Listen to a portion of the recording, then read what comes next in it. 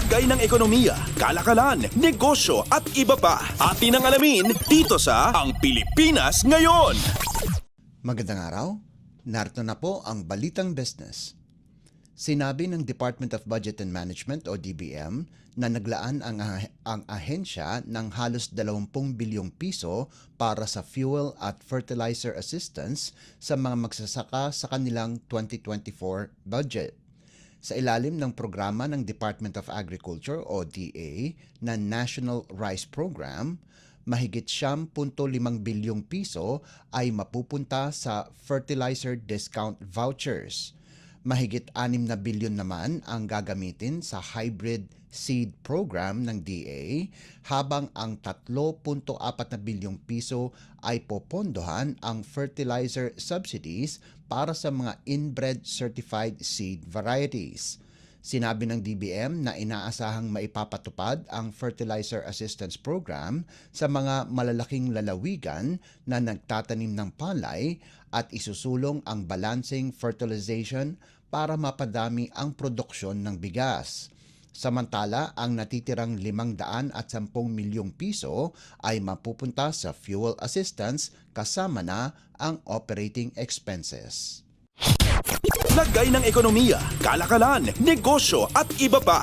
Atin ang alamin dito sa Ang Pilipinas Ngayon. Dumadami na ang mga inilipat na operasyon ng Bureau of Immigration o BI sa mga malls at iba pang lugar na madaling mapuntahan ng publiko.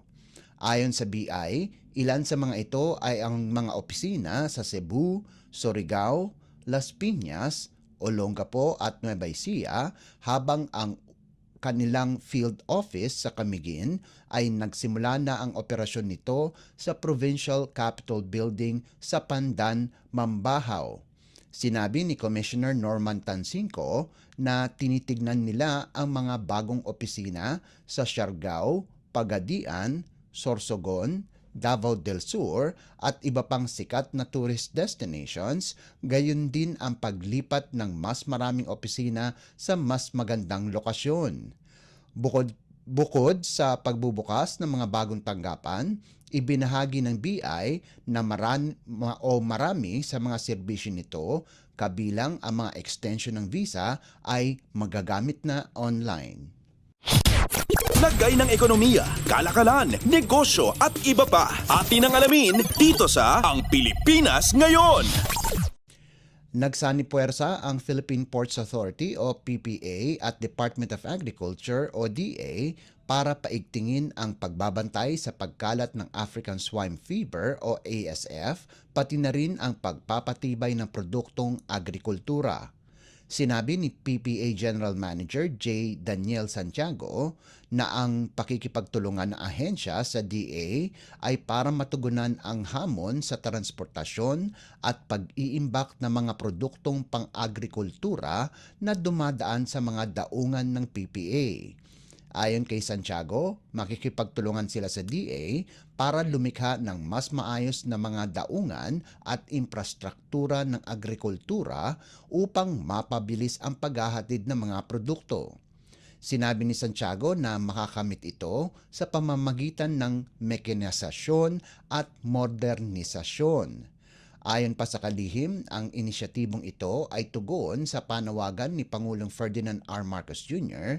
na palakasin ang produksyon ng pagkain at gawing moderno ang sektor ng agrikultura sa bansa.